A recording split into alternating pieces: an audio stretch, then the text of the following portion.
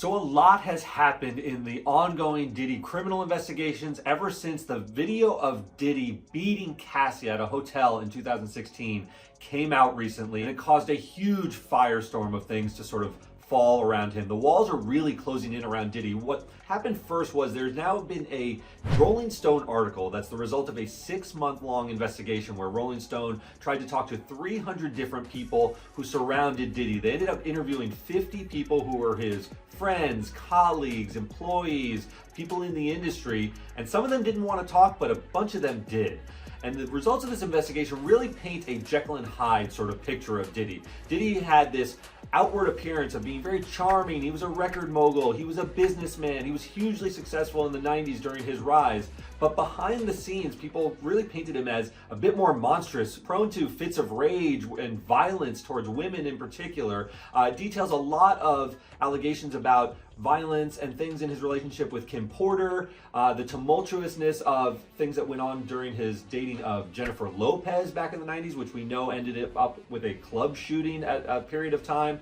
He also could sort of vacillate between these two modes. When he broke up with J-Lo, there were stories that were told about him trying to get back together with her by having people go outside of TRL where Carson Daly was and hold up signs trying to win back her affection. So it really is a guy who was living kind of two lives, a public-facing persona that was charming and charismatic, and behind the scenes someone a bit more monstrous. And on top of all this, Diddy's also facing new lawsuits alleging sexual assault and all sorts of bad things that he might have done in his past. The first one is from a woman named April Lampros, who says she met Diddy back in the 90s, they struck up a relationship, and then she goes on to claim that there were multiple instances of sexual assault and coerced sex and things of that nature, some of it involving drugging. There's another woman named Crystal McKinney who filed a separate lawsuit. She said in 2003 she was an aspiring model. Diddy made promises that he would try to help her get elevated in the industry, and she alleges that he brought her to a studio, ended up taking her to a bathroom and sexually assaulting her there. So these allegations are starting to sort of mount against Diddy. We've already seen that the lawsuit filed by Cassie, which was settled very quickly, had lots of these allegations. Now you're seeing other women step forward, and in their lawsuits they're actually saying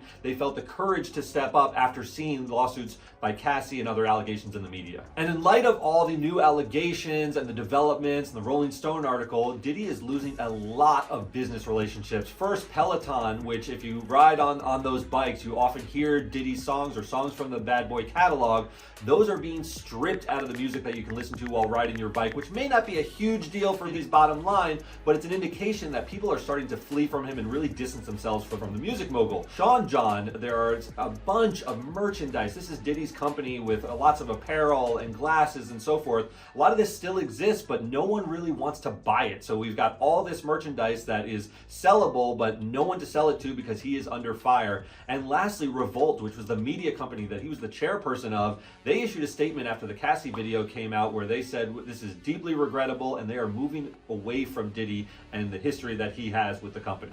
And on top of all the business problems he's having, people are starting to pile on in the industry, including 50 Cent, who's an old rival of Diddy. He now said he has sold a documentary to Netflix, which will come out at some point in the future. Obviously, there's already a documentary out on Tubi called The Downfall of Diddy that we did here, but 50 Cent is also going to weigh in here, and he has a lot of history with Diddy, so it'll be interesting to see what revelations he has from this Netflix documentary that it releases. But the biggest concern for Diddy right now is that a grand jury has been convened in New York City, which means that prosecutors who conducted those raids in Florida where they seized a bunch of his property, possibly including video evidence and things of that nature, they've talked to witnesses and other accusers. They've now got their case ready to present to the grand jury, and the accusers of Diddy have been notified by investigators that they may be called to testify in front of the grand jury. Now, typically, prosecutors will only bring a case before a grand jury when they think they have the goods to actually get a criminal indictment, so Diddy has to be very nervous over this particular development. So that's what's going on in the Diddy case. Keep checking back on TMZ for the latest updates and developments in the case.